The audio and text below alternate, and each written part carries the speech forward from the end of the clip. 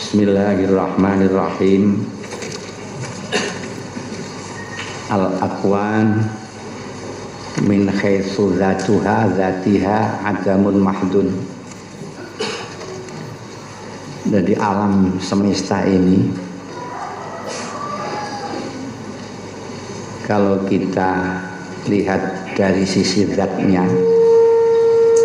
itu persasat, tidak ada sama sekali. Subhanallah, dawuh ini berkali-kali diulang-ulang, berkali-kali diucapkan oleh Mbah Kiai. Kita selalu saja bingung dengan makna adamun mahdun. Ya karena tataran pemikiran kita masih tataran pemikiran biasa-biasa.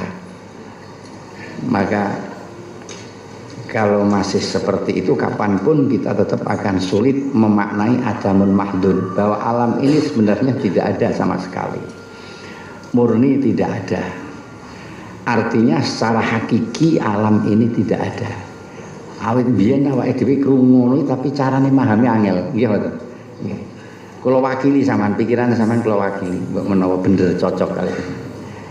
Nah, akwan atau alam ini menjadi ada, menjadi seperti berketetapan niki dengan ketetapan Allah, dengan penetapan Allah. Jadi alam ini seperti ada atau menjadi tetap, menjadi berketetapan ada di hadapan kita, kita lihat ada. Ini dengan penetapan Allah. Tanpa penetapan Allah, alam ini tidak akan ada. So, mikir sing gampang sih, barang niku nek anane niku tergantung pada yang lain. Niku hakikate mboten enten. Sing enten ya orang lain itu. Yang ada ya orang lain itu.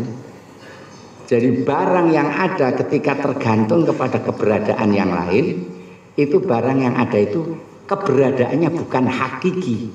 Karena apa? Karena suatu saat bisa hilang, bisa berubah apabila yang lain itu juga bisa, yang lain itu mengendaki tidak seperti itu.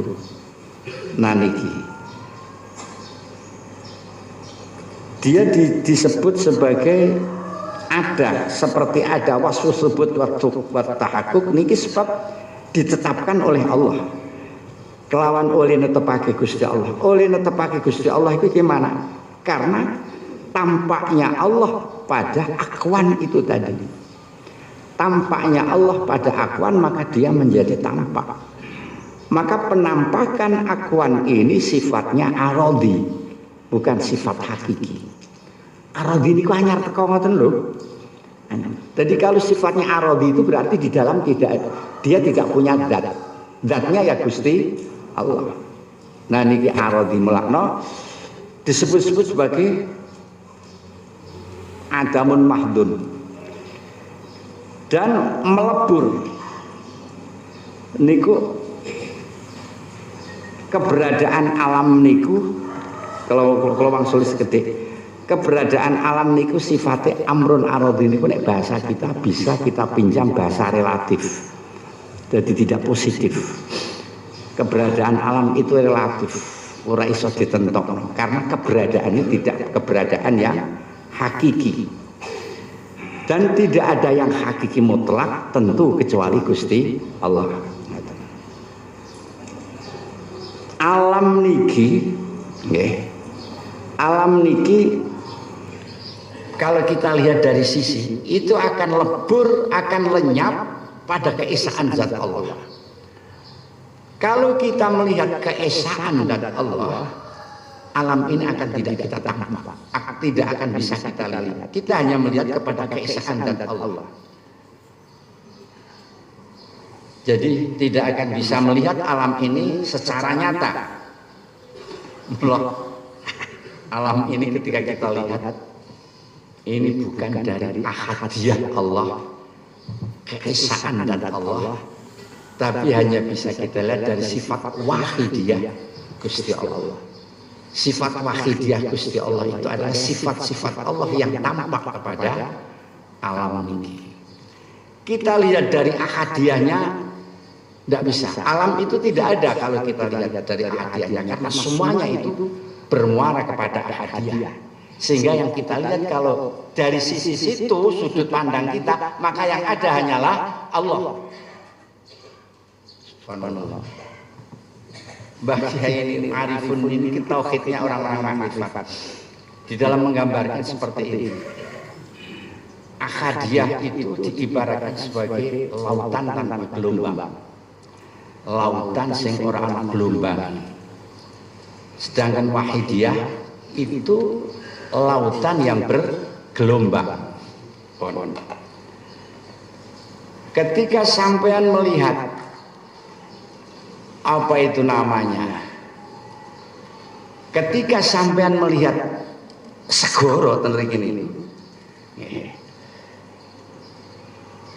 laisat ainahu, maka akwan yang diibaratkan sebagai satu gelombang itu bukan Gusti Allah, tapi bukan selain Gusti Allah.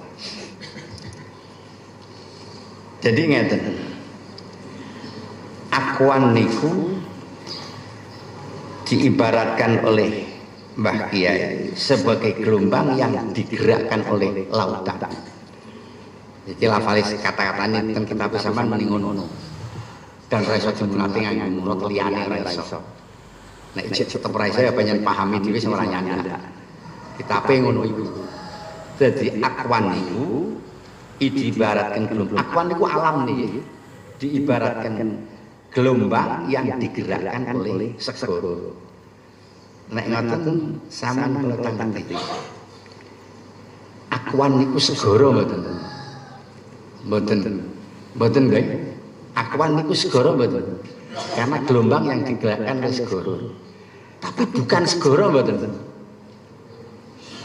Segoro juga.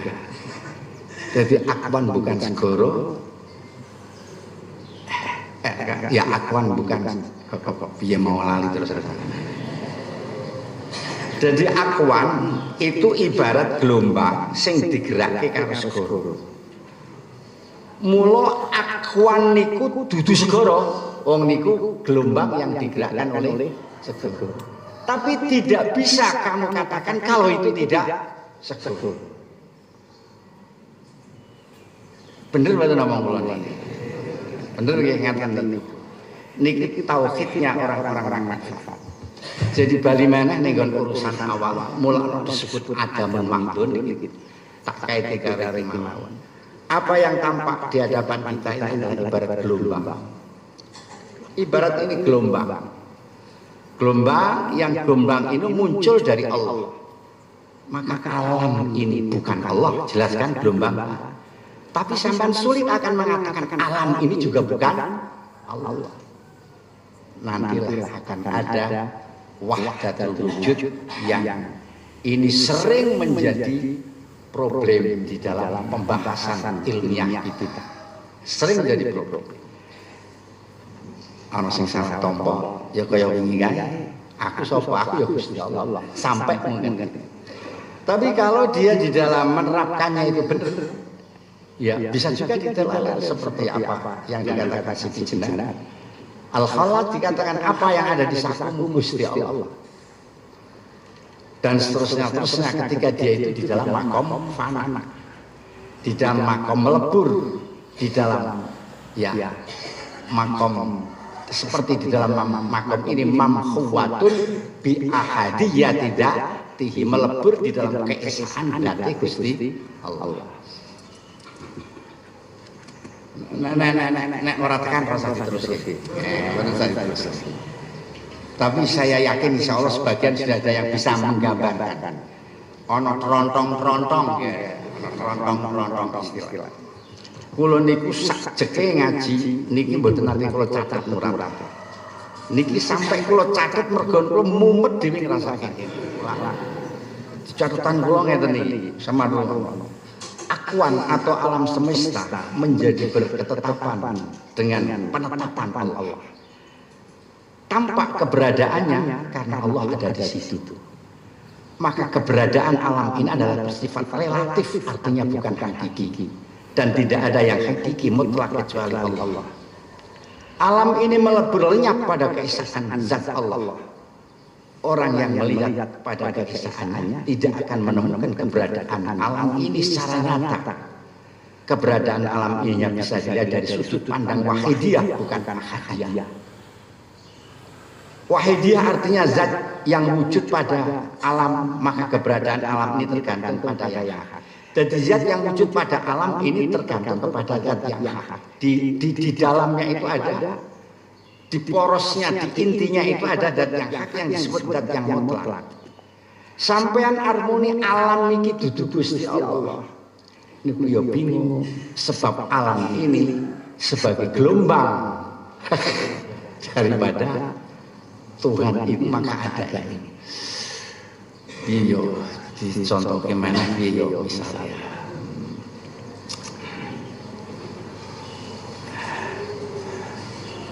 Wis ngono kuwi lah nggih. Nggih ngoten. Mula para arifin berkata dalam bahasa isyarat, ahadiyah itu ibarat lautan tanpa gelombang. Niku ahadiyah, yaitu keesaan Tuhan. Semua akan menuju ke sana. Sedangkan wahidiyah ibarat lautan yang bergelombang. Wahidiyah itu ibarat lautan yang bergelombang.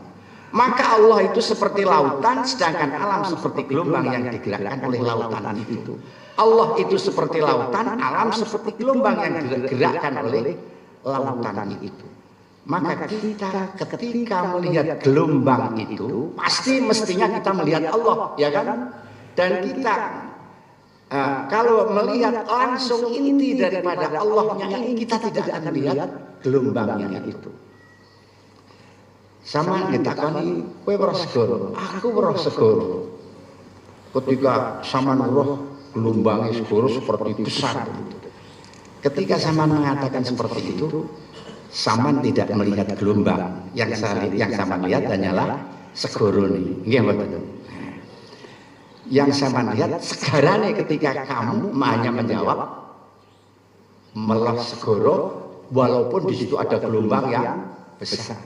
Tapi ketika sampean mengatakan kowe weruh segara, ombake gede segara niki sampean ketika mengatakan seperti itu berarti sampean melihat segara juga, tapi tidak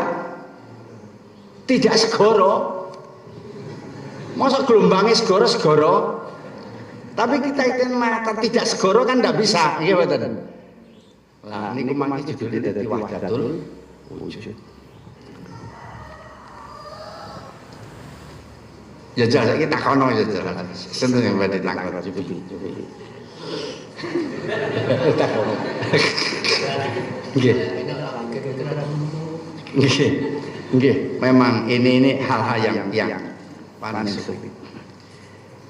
Maka kalau kita menjadi sebuah kesimpulan, alam ini bukan Allah dan bukan selain Allah. Alam ini bukan Allah dan bukan selain Allah.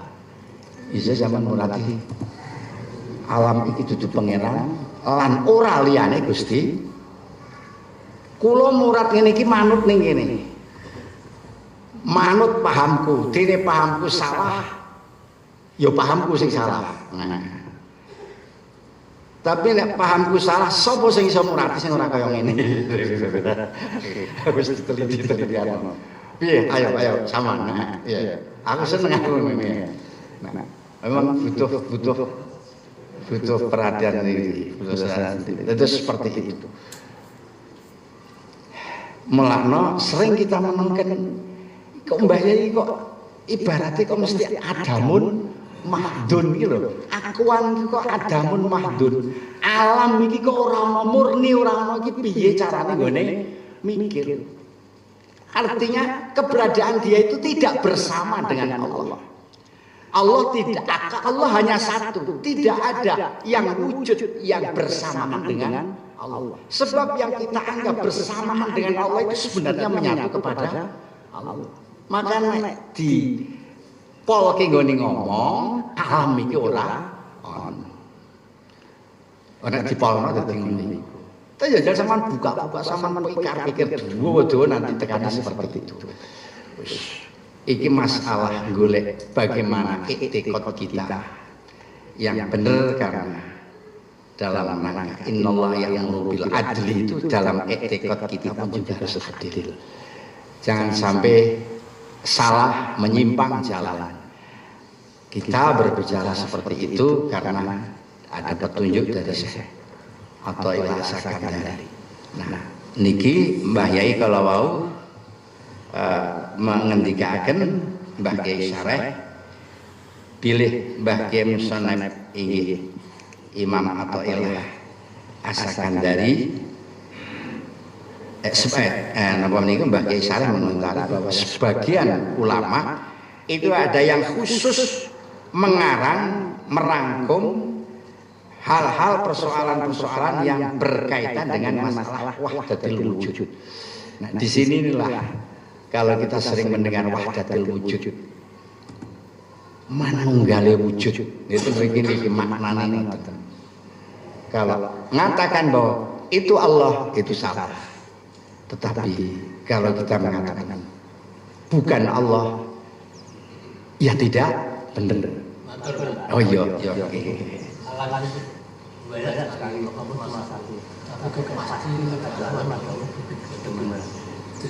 Ya, niku karena yang menciptakan alamnya Gusti Allah. Sebanyak apapun yang menciptakan Gusti Allah. Maka bisa dengan bahasa bahwa ketika kita melihat sesuatu pasti di situ kita akan melihat Allah. Jadi kesannya seolah-olah Allah itu ada di mana-mana. Ya, memang dia. Setiap di sana ada alam, ada yang kita lihat, maka di sana ada Allah yang menciptakan. Jadi ngaten. Terus mangke kaitannya Allah itu tidak bertempat. Ya tidak bertempat. Lah kok iso bertempat, kok iso semeni bertempat wong ning ndi ana Allah, masa Allah siji ning ndi kan iki. Nah, itu berarti nanti akan berkaitan dengan masalah sifat-sifat juga yang mesti harus kita paham. Jadi ngaten niku. Makna adamun mahdud. Sementara bagi orang-orang yang pikirannya cetek seperti kita, ini kita hanya mandek di dalam hal yang sifatnya itu adamun mahdud saja. Awake dhewe nek ndelok alam iki ndak pernah melihat Allah. Itu salahnya kita. Padahal di situ ada Allah. Betul itu bukan Allah, tapi bukan tidak Gusti Allah. Nah, salah kita sekali lagi ketika kita melihat alam ini tidak melihat Allah. Ini salah total kita. Padahal menurut pandangan arifin alam itu tidak ada. Cara berpikirnya seperti ini. Maka artinya kalau kita melihat alam kita mesti harus melihat Allah. Harus begitu. Dan kalau kita hanya melihat Allah saja, kita akan melihat bahwa alam ini tidak ada. Karena semua melebur kepada Allah. Jadi ibarat gelombang itu tadi. Kalau kita melihat gelombang, di sana ada segoro. Tapi gelombang itu bukan segoro. Gelombang itu bukan segoro. Tidak bisa kita katakan seperti itu. Jadi gelombang itu bukan segoro dan tidak bisa dikatakan bukan segoro. Gelombang itu bukan segoro tapi tidak bisa dikatakan piye ngomong. Nggih ngoten niku. Nah, ini berarti itu sudah paham ini berarti wis iso ngandani aku kok. Nggih, seperti itu nggih. Mun enten gambaran derek. Apa iki nek urung paham ora usah diteruske sampai engko akhir tahun. Terus ngaten niku gambaran. Insyaallah nanti diudik tapi hati orang-orang dulu itu ketika membahas hal-hal tauhid yang sulit seperti ini mesti diakhiri dengan syahadat. Monggo barangkali kita salah, kita bersama-sama syahadat. Asyhadu an la ilaha illallah wa asyhadu anna Muhammadar Rasulullah. Asyhadu an la ilaha illallah wa asyhadu anna Muhammadar Rasulullah. Asyhadu an la ilaha illallah wa asyhadu anna Muhammadar Rasulullah. Pun ganti pelajaran kang hiburan ngelihat kira ora mantep.